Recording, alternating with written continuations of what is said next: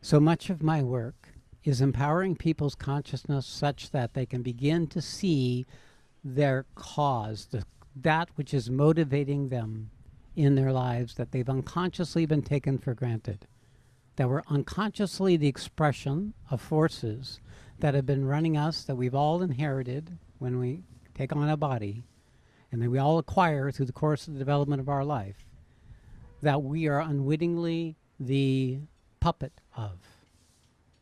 And until we wake up to those structures in us, even divine can come in with its full force, we won't be able to hold it. Our vessel will not be stable. We will not be able to align ourselves with it in a meaningful way. We'll have good periods and then it'll fade away and we won't know what happened. We'll get sucked into something that we didn't even recognize we were being sucked into until it's after we find ourselves in a diminished state. The human predicament is such that it takes a combination of forces: correct information, the application of effort, discrimination, this being able to be awakened to the quality of what you are in some way, either in your awareness or in your experience, so that it can be felt or known, and then strengthening that in you. So when you've awakened yourself sufficiently, when your heart opens enough sufficiently, then what happens is you can begin to meet what's left in you that prevents that from becoming lived, becoming part of your everyday life.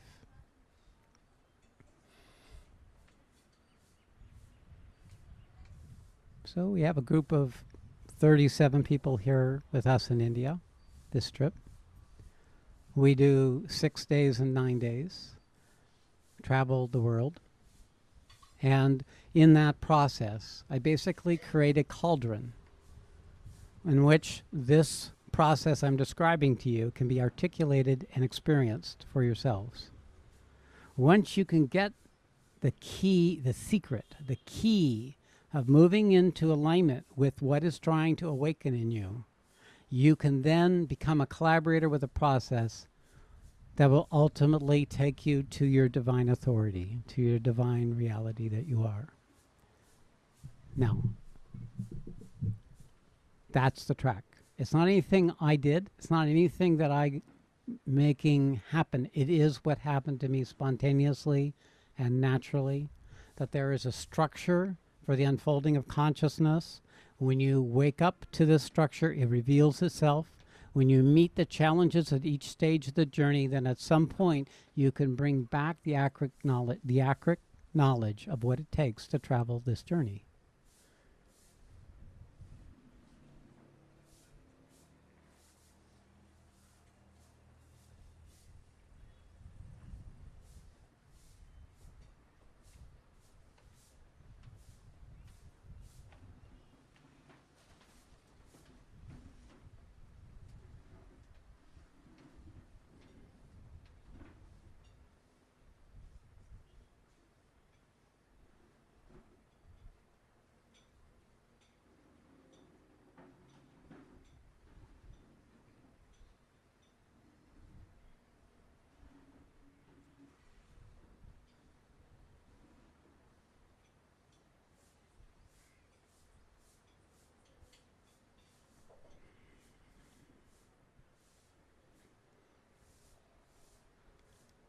Okay.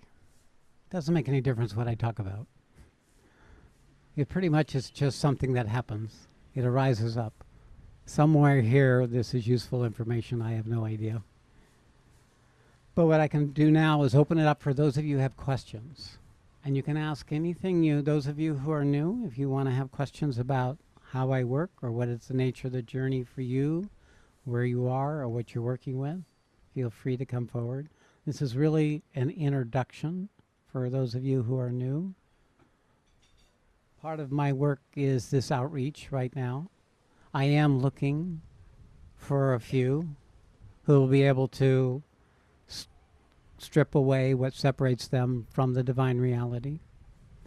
It is my recognition that my job, my mission, is to bring those who are capable to the full realization. This is what I'm looking for. I know that I have to cast the net wide in order to find people who are motivated and then hopefully in time become capable of being able to traverse the journey from wherever they are. People come to me from many different traditions, many different orientations. It's my experience that all these traditions and orientations are past organizations for the same thing that happened to me spontaneously. That I know that when my awakening came, for whatever reasons, I had complete dedication and focus to take it to its conclusion.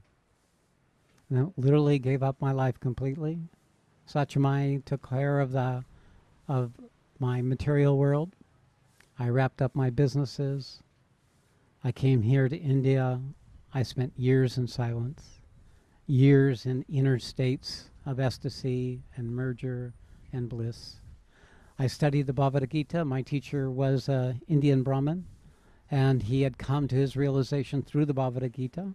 So I used the Bhagavad Gita to organize my understanding of what was happening to me. And it helped me recognize that there is one eternal path. We're all walking it if we know it or not. If you can begin to understand the essence of the path, taking away all the dogma, it is just the principles I described when I started this talk. It's learning to move into alignment with a natural unfolding that is already occurring within you.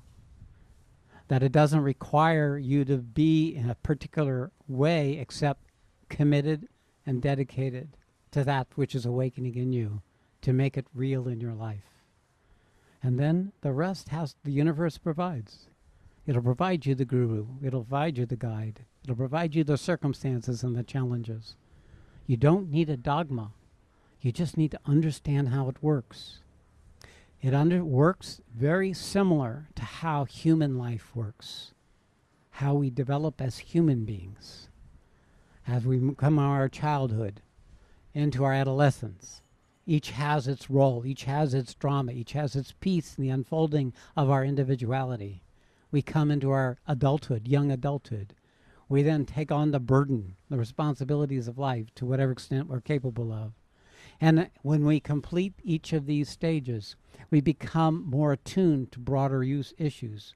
We become more intuitive to more collective forces. We're pulled spontaneously and naturally to the next possibility of the unfolding, of the maturing of the human possibility. I'm talking of that stage.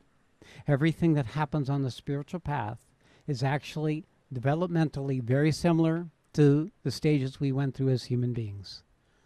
A definite process, a waking up to who we are as the what in which the who of us arises. I call it the self. The Gita calls it the self. When we stabilize in that, something opens and the universe starts coming in. And the universe starts introducing itself to you. It takes over the process that before you had to work at. And you begin to meet powers and forces and beings and planes of consciousness. And then that comes to a completion. You come to merger. You come to a relationship to what I call God, or it could be divine. And then that process completes. The merger disappears. God disappears. And you're all that's left. And that's the absolute. That's the final state of truth. When that comes, then your developmental stages are over. There's no longer a person in you that's striving for yourself. And automatically the universe will give you a role in the creation. So it's not about an accomplishment. It's not about something we do or lay claim to or take pride in or create a new ego about or a new story about. It's something that comes to us spontaneously when we give up ourselves, when we surrender ourselves to something greater.